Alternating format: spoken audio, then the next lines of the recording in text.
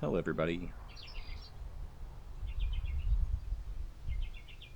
Today is the 21st of May. I took delivery of my bees this past Thursday, which was the 18th. And what you're seeing here is me breaking out all the stuff, bringing it all out to the stand in preparation for going to get them. So this time I actually got them in the evening. Last year I went and got them in the morning. It does have to be in either the evening or the morning. I suppose you could do it at night, but it can't be during the day because that's when the workers are out. And preferably you want to give them, you don't want to keep them cooped up for very long, so you let them work, and then at the end of the day you close the door and then you can move them. So that's usually how a nuke seller will handle that, unless they're shipping them, in which case they do have to be cooped up for a while. But that's not necessary when I'm taking delivery like this, going to get them in person. So yeah, so here we go. I'm putting the bottom boards down and putting the bodies on top. One of those two pieces of wood that's sort of my crossbar there is sort of twisted, which is a pain. Here I'm putting the entrance reducer in for both of them. I've noticed that the tiny entrance that I used for getting started this year might be a little bit too small, but I can always adjust that later. The reason I used the small one was because usually you want to help them defend the hive a little bit while they're getting started by giving them less width to have to defend against intruders of various kinds. So here, these are the nukes. They look different than last year. They're in plastic bins. Last year they were in corrugated plastic containers. So I'm just popped the lid off of one and running to get my hive tool and grabber, and I didn't wind up using the grabber, but what else am I getting? Oh, the frame stand. I don't know. And then basically what I'm doing here is I could have just moved everything straight across, but I did want to see if I could find the queens, which I did. I found the queens in both hives. And so you can see there's a 5 frame gap in the steep bodies that I'm moving the 5 frames from the nukes into.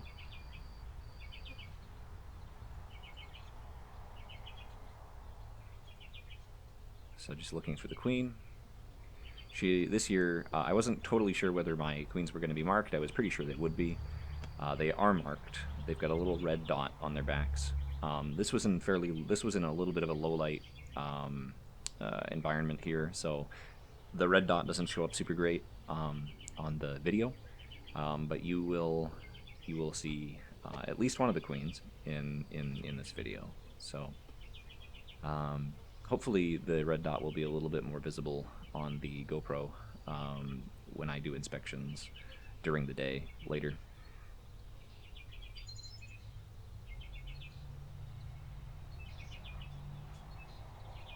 So at this point I was starting to get a little worried. I was expecting to find the queen sort of near the center of the hive, but I didn't. I actually found her on this last frame. So that's why I was taking extra time looking at that last frame, was because I was sort of in disbelief. So now start looking for the queen, and there will be a little hand that will show up on the screen to point her out to you momentarily here.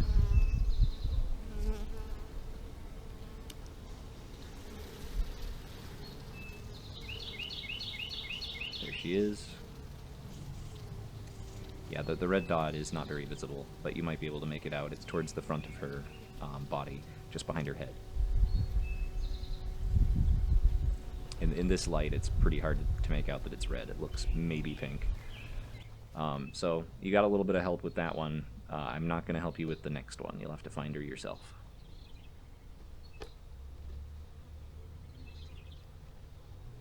But there we go. So that's pretty much it as far as moving across a hive. So then I'm just moving all the frames back together and pull the hive stand off and start buttoning it up. And and then I can move on to the next one.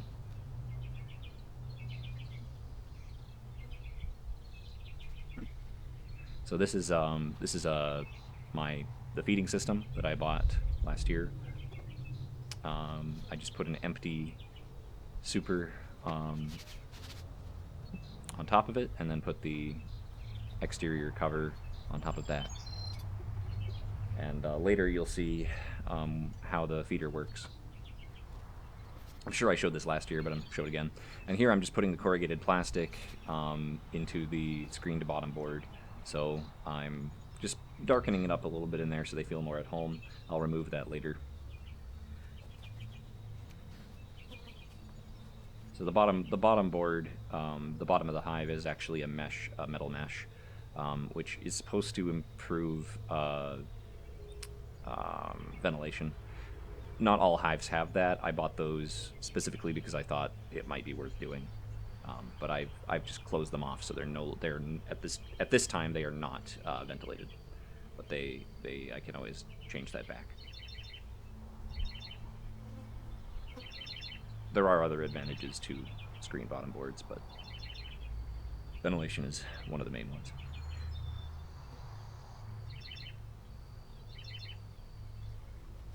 So here we go. I must have... I remember what I was showing with this. This is just the brood pattern. I thought the brood pattern was really good, particularly on that first side, which means the queen I've been sold, at least for this hive, is pretty good.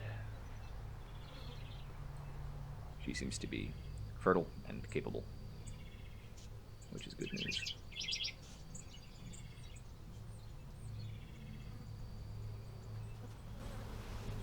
All right. This must be the other queen. So, wish you luck. Pause if you need to. The red dot on this one is a little bit more visible than on the last one, I think. But, yeah, go back a couple times if you need to. See if you can find her. She is walking around. She's not stationary.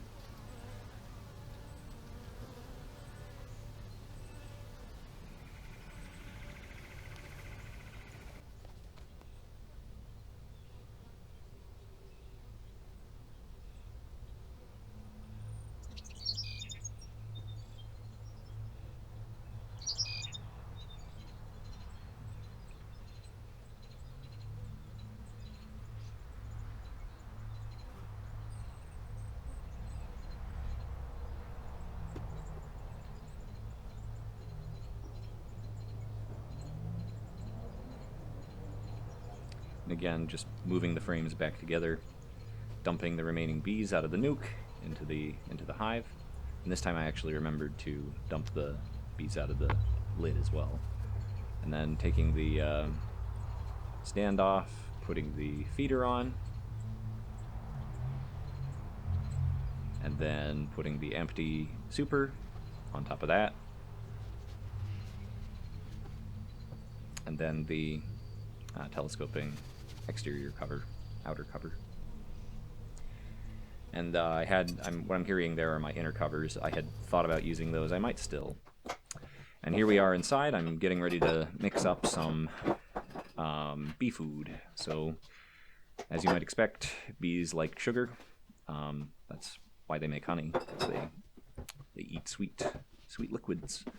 So here I'm putting about 1.5 cups of sugar in each one of these jars. I think these are quart jars.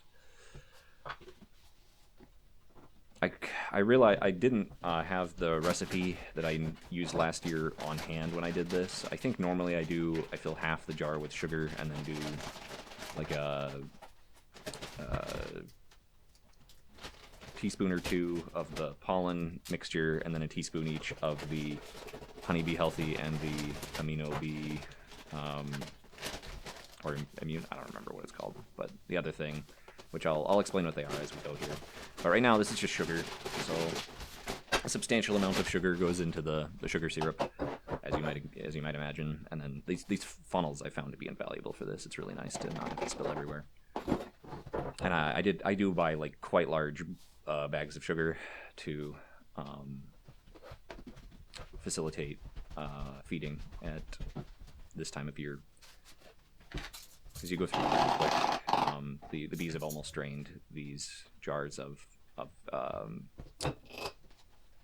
sugar syrup already. So this is the pollen. This is an artificial pollen, effectively, but it's good protein for the bees because they can't just live on sugar, as it turns out.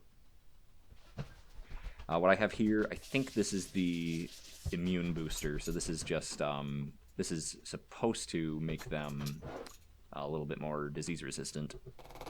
I'm not sure exactly what all goes into that, but that's what that's supposed to be.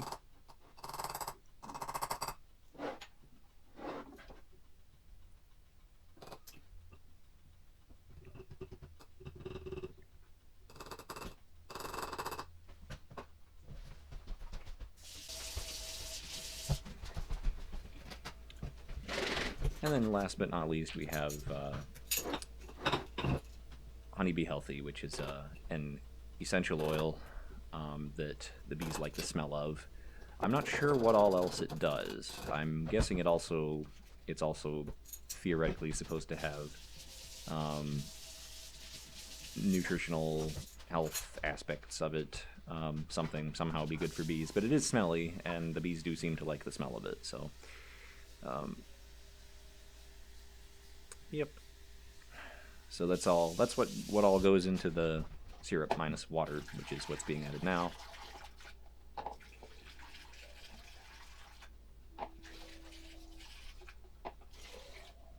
And then my pitcher couldn't quite hold it all. Normally I would do this at the sink, but for the purposes of showing it to the camera, I used a pitcher.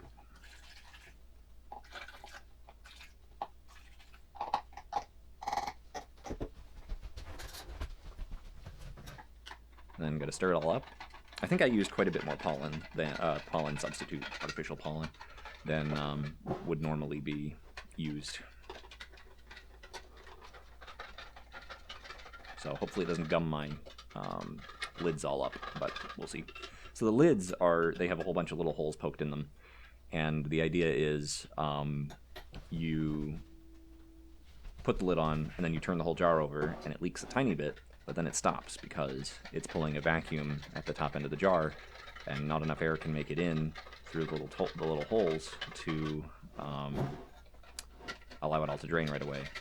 So the bees can sort of drink it from the bottom, and it doesn't just flood the hive. And it seems to work pretty good.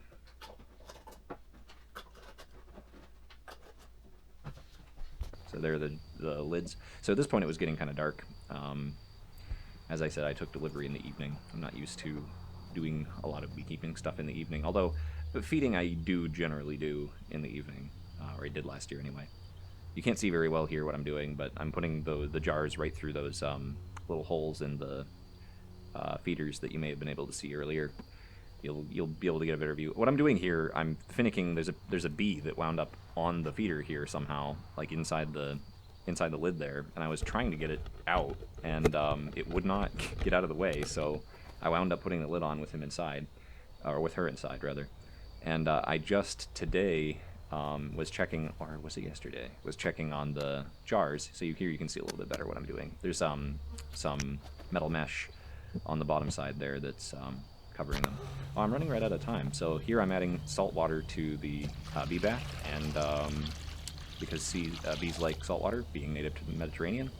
And I don't have a whole lot more time, but yeah, I'll see you for the next inspection. I'm probably going to be on a every other week basis.